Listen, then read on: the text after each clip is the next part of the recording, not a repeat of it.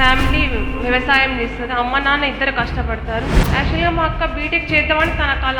మా అక్క బీటెక్ చేయొచ్చు, కానీ నా కోసం సాక్రిఫైస్ చేసింది. వ్యవసాయమే లేకపోతే అసలు ఇంతవరకు నేను ఇక్కడికి వచ్చేదాన్ని కాదు. స్లిప్పర్స్ కొనుక్కోవడానికని షాప్కి వెళ్తే మా నాన్న చెప్పులు తెగిపోయినాయి. నాకు చెప్పులు కావాలంటే మా నాన్న 10 రూపీస్ పెట్టి చెప్పులు కుట్టించుకొని నాకు 200 పెట్టి చెప్పులు కొని.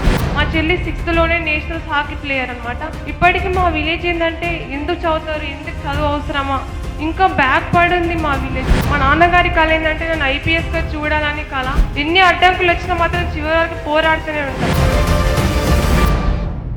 ఒక ఇంజనీరింగ్ కాలేజ్లో ఒక 10 మంది ఫ్రెండ్స్ ఉన్నారు.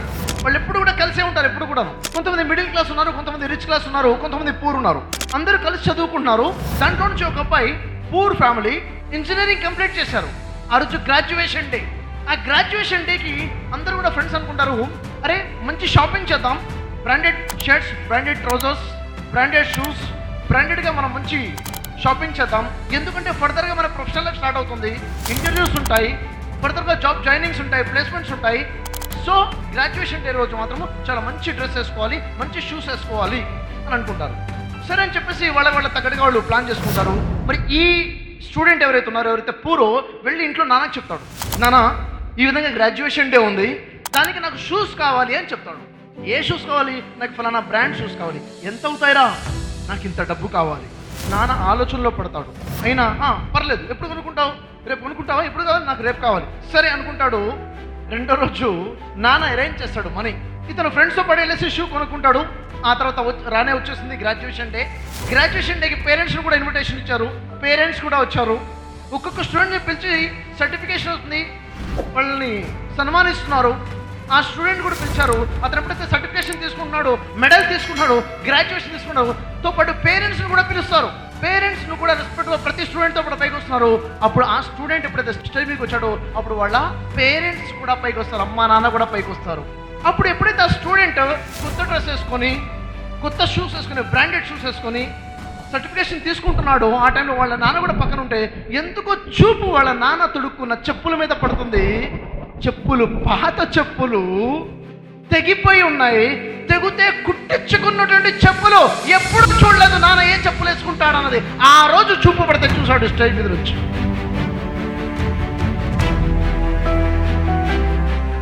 తన వైపు చూసుకున్నాడు. నా షూస్ కొత్తవే కాదు, బ్రాండెడ్.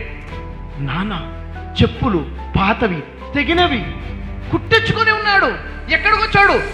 కొడుకు యొక్క గ్రాడ్యుయేషన్ ప్రోగ్రామ్కి వచ్చాడు. అంతకు మించిన చెప్పులు లేవు. కొనుక్కోవాలన్న ఆలోచన రాలేదు. ఎందుకు రాలేదు? కొడుకు ఏం అవసరం వస్తుందో, కొడుకు ఏమైనా పుస్తకాలు కొనుక్కోవాలేమో, కొడుకు ఏమైనా కొత్త బట్టలు కొనుక్కోవాలేమో, కొడుకు ఫీజు కట్టాలేమో. కొడుకు కొడుకు కొడుకు కొడుకు ప్రతి పేరెంట్స్ కూడా కూతురు కోసమో కొడుకు కోసమో ఎన్నో త్యాగాలు చేస్తున్నారు. వారు త్యాగాలు చేస్తేనే మన లైఫ్లో ఒక ఫెసిలిటీ వస్తుంది. తెలుసా మీకు? వారు ఏం త్యాగం చేశారో వారు చెప్పరు, చెప్పడానికి ఇష్టపడరు. మన లైఫ్లో ఉన్న లగ్జరీస్ మనకు కనిపిస్తాయి, మన లైఫ్లో ఉన్న ఫెసిలిటీస్ మనకు కనిపిస్తాయి, మన లైఫ్లో ఉన్న బ్రాండింగ్ మనకు కనిపిస్తుంటుంది. ఎప్పుడో మర్చిపోయాం పేరెంట్స్ యొక్క పెయిన్ని. ఫ్రెండ్స్తో న్యూ కాలేజ్లో, న్యూ ఎన్విరాన్మెంట్లో, న్యూ ఎంటర్టైన్మెంట్లో పడి ఇంట్లో ఉన్న అమ్మా నాన్నని, వాళ్ళు పడుతున్న కష్టాన్ని, వాళ్ళ కళని ఎప్పుడూ మర్చిపోతున్నాం. సారీ టు సే, ప్రతిరోజు ఒక్కసారి ఉదయం లేవగానే మీరు ఎక్కడ ఉన్నా కానీ ఒక 10 సెకండ్ల సమయం కేటాయించండి. కళ్ళు మూసుకుని ప్రశాంతంగా, నా అమ్మా నాన్న పరిస్థితి ఏమిటి, మా అమ్మా నాన్న మీద ఉన్న అప్పులేంటి, వాళ్ళ మీద ఉన్న ఆర్థిక భారం ఏంటి, సమాజంలో వాళ్ళ పొజిషన్ ఏంటి, నా ద్వారా వాళ్ళు ఆశిస్తుందేంటి. ఒక 10 సెకండ్లు ఆలోచించండి చాలు. ఆ రోజు చాలా ఫ్రూట్ఫుల్గా ఉంటుంది మీకోసం, చాలా ఫ్రూట్ఫుల్గా ఉంటుంది. టైం వేస్ట్ చేయరు. నేను మిమ్మల్ని ఎప్పుడు కూడా ఎంజాయ్ చేయొద్దని చెప్పట్లేదు, ఫ్రెండ్షిప్ చేయొద్దని చెప్పట్లేదు. ఫ్రెండ్షిప్ చేయండి, 10 మంది కాదు 100 మందితో ఫ్రెండ్షిప్ చేయండి, ఎంజాయ్ చేయండి. మూవీస్ చూడొద్దని చెప్పట్లేదు, చూడండి, నేర్చుకోండి, ఎంజాయ్ చేయండి. కానీ ఫోకస్ మిస్ అవ్వద్దు. ఏ లక్ష్యం కోసం వచ్చామో ఆ లక్ష్యాన్ని మిస్ అవ్వద్దు. మీలో ఎవరైనా ఉన్నారా? సార్, అవును సార్, మీరు చెప్తుంది మా అమ్మ నాన్న నా కోసం చేసిన కష్టం నాకు తెలుసు, నా కోసం కన్న కలలు నాకు తెలుసు, నా కోసం ఎంతో కష్టపడ్డారు, నా కోసం ఎన్నో త్యాగాలు చేశారు. నేను ఎన్నోసార్లు ఎన్నో మిస్టేక్స్ చేశాను. ఎన్ని మిస్టేక్స్ చేసి క్షమించుకుంటూ వచ్చారు. మా అమ్మ నాన్న చాలా మంచోళ్ళు సార్, అనుకునేవాళ్ళు ఎవరున్నారు ఇక్కడ? యాక్చువల్గా మా ఫ్యామిలీ వ్యవసాయం చేస్తుంది. అమ్మ నాన్న ఇద్దరు కష్టపడతారు. మా పేరెంట్స్కి మేము నలుగురం. అంటే మా విలేజ్ గద్వాల నుంచి చాలా దూరం ఉంటుంది, పల్లెటూరు. ఎవరు ఇప్పటివరకు ఎక్సెప్ట్ మా నలుగురం తప్ప మా ఊర్లో ఎవరు చదవట్లేదు. యాక్చువల్గా మా అక్క బీటెక్ చేద్దామని తన కళ. ఎంతో కష్టపడి ఎన్నేట్లు సీట్ సాధించింది.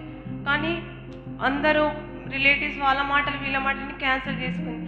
మా అక్క బీటెక్ చేయొచ్చు పైసలు కట్టి, కానీ నా కోసం సాక్రిఫైస్ చేసింది. మా అన్నయ్య డిగ్రీ చేస్తున్నాడు. మాకు యాక్చువల్గా పొలం 8 acres ఉంది. మా నాన్న మా చదువు కోసం 5 acres అమ్మారనమాట. మా నాన్న నెలకు ఒకసారి వచ్చేవారు. ఎందుకు రాలేదని అడగకపోయేది. ఎందుకంటే ప్రాబ్లమ్స్, వాళ్ళకి వ్యవసాయం పని. మన కోసం చూసుకుంటే మా కోసమే సంపాదిస్తున్నారు. వ్యవసాయమే లేకపోతే అసలు ఇంతవరకు నేను ఇక్కడికి వచ్చేదాన్ని కాదు. అంటే స్లిప్పర్స్ కొనుక్కోవడానికని షాప్కి వెళ్తే మా నాన్న చెప్పులు తెగిపోయినాయి. మా నాన్న కొనుక్కోవడానికి వెళ్ళాడు. యాక్చువల్గా నాకు చెప్పులు కావాలంటే మా నాన్న 10 rupees పెట్టి చెప్పులు కుట్టించుకొని నాకు 200 పెట్టి చెప్పులు కొనిచ్చింది. యాక్చువల్గా నాకు గేమ్స్ స్పోర్ట్స్ అంటే చాలా ఇష్టం. ఇంతవరకు నేను నేషనల్స్ స్టేట్స్ ఆడంటే కారణం మా నాన్న నేను భద్రాచలంకి వెళ్తున్నా, తిరుపతికి వెళ్తున్నా, నేను స్టేట్ సెలెక్ట్ అయినా, నేషనల్ సెలెక్ట్ అయినా అంటే ఆలోచించకుండా మనీ కొట్టారు. మా చెల్లి 6th లోనే నేషనల్స్ హాకీ ప్లేయర్ అనమాట. తనకు హర్యానాలో నేషనల్స్ ఆడింది. ఇప్పటికీ మా విలేజ్ ఏంటంటే ఎందుకు చదువుతారు, ఎందుకు చదువు అవసరమా, ఇంకా బ్యాక్ పడి ఉంది మా విలేజ్. అసలు చదువు అవసరమే లేదు ఒక అమ్మాయికి ఎందుకు అనేలా ఉంది. కానీ మా నాన్న మాకు చాలా ఎంకరేజ్ చేశారు. ఇంత కాదు అంటే మా నాన్నగారు ఉన్నప్పుడు పూట గడవలేదు. ఒక అమ్మ నాన్న కష్టపడితే కానీ 10 రూపాయలు రాదు. ఆ సిచ్యువేషన్ నుండి ఇంతవరకు వచ్చింది కారణం మా అమ్మ నాన్నే. నేనేం చెప్పానంటే ఎక్కడున్నా సరే నేను మంచిగా చదివి నీకు ఖచ్చితంగా జాబ్ తెస్తానని ఇక్కడ వరకు వచ్చాను అనమాట. Very good, all the best. Me mummy డాడీకి ఏమి ఇవ్వబోతున్నారు రిటర్న్ గిఫ్ట్లో? మా నాన్నగారి కళ ఏంటంటే నేను IPSగా చూడాలని కళ. నేను దేనికైనా సిద్ధంగానే ఉన్నా, ఖచ్చితంగా సాధిస్తాం. మేము నలుగురము జాబ్ తెచ్చే వరకు ప్రయత్నిస్తూనే ఉంటాం. ఎన్ని అడ్డంకులు వచ్చినా మాత్రం చివరి వరకు పోరాడుతూనే ఉంటాం. మా ఊరు వాళ్ళకి మేమేనదని చూపిస్తాం అన్నమాట. Very good, all the best. పిల్లలకు భవిష్యత్తు కోసం చాలా డ్రీమ్స్ ఉంటాయి, చాలా కళలు ఉంటాయి. మీకు కూడా ఉన్నాయి నాకు తెలుసు. అయితే పిల్లల ఫ్యూచర్ బాగుండాలంటే ప్రజెంట్ బాగుండాలి, వారి ఆలోచన విధానం బాగుండాలి, ఆరోగ్యం బాగుండాలి, అన్ని కోణాలు బాగుండాలి. మీ కొడుకు కాలేజ్కి వెళ్ళేవాడైనా, మీ కూతురు కాలేజ్కి వెళ్ళేవాడైనా, స్కూల్కి వెళ్ళేవాడైనా టీవీకి లేదా ఫోన్కి ఎడిక్ట్ అయిపోయారా? చెడు స్నేహాలకి ఎడిక్ట్ అయి ఉన్నారా? టీనేజ్ లవ్కి ఎడిక్షన్లో ఉన్నారా? లేకపోతే సిగరెట్, గుట్కా లేదా డ్రగ్స్ ఎలాంటి ఎడిక్షన్కైనా లోనై ఉన్నారా? మీ పిల్లలు తినే విషయంలో, స్నానం చేసే విషయంలో, చదువుకునే విషయంలో, వారి పనులు వారు చేసుకునే విషయంలో కూడా బద్ధకంగా, సోమరితనంగా ఫీల్ అవుతున్నారా? చిన్న చిన్న విషయాలకే అబద్ధమాడి తను తప్పించుకునే ప్రయత్నం చేస్తున్నారా? లేక విషయాలు వేరే వాడి మీద గంటేసే ప్రయత్నం చేస్తున్నారా?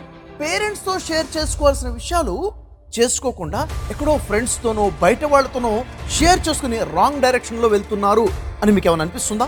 అసలు చెప్పిన మాట వినకుండా మొండిగా ప్రవర్తిస్తున్నారు, ఎదురు తిరుగుతున్నారు పేరెంట్స్కి అని మీకు అనిపిస్తుందా? మీ పిల్లల గురించి పెద్దలంటే గౌరవం లేకుండా ప్రవర్తిస్తున్నారా? మారుతున్న ప్రపంచానికి తగ్గట్టుగా పిల్లలు నిలబడాలంటే ఎలాంటి మార్పు రావాలి, దానికి ఎలా పద్ధతి ఏంటి? పిల్లల్లో మార్పు తేగలిగిన శక్తి కేవలం ధర్మశాస్త్రాలలో ఉంది. ఈ ధర్మశాస్త్రాల వెలుగులో డిజైన్ చేసినటువంటి 5 days students workshop 5th class standard నుంచి గ్రాడ్యుయేట్ వరకు కూడా వారి యొక్క శారీరక, మానసిక, ఆత్మీయ ఎదుగుదల కోసం ఏర్పాటు చేసినటువంటి ఈ వర్క్షాప్ 5 రోజులు ఇన్వెస్ట్ చేయండి, కొంచెం మనీ ఇన్వెస్ట్ చేయండి, అద్భుతమైన మార్పులు చూస్తారు. ఎలాంటి ప్రాబ్లం ఉన్నా క్లియర్ చేయగలుగుతున్న వర్క్షాప్ ఇది. సో మీకు ఈ వర్క్షాప్ మీద కొంచెం నమ్మకం ఉన్నా, ధర్మశాస్త్రాల మీద నమ్మకం ఉందనిపించినా వెంటనే మీ కుమారుడు కోసం, మీ కూతురు కోసం కాంటాక్ట్ చేయండి, తెలుసుకోండి, రిజిస్టర్ చేసుకోండి, 5 రోజుల క్లాసెస్ అటెండ్ అవ్వండి. All the best. మీ పిల్లల యొక్క భవిష్యత్తు అద్భుతంగా ఉండాలని చెప్పేసి నేటి పిల్లలే రేపటి పౌరులు. జై హింద్.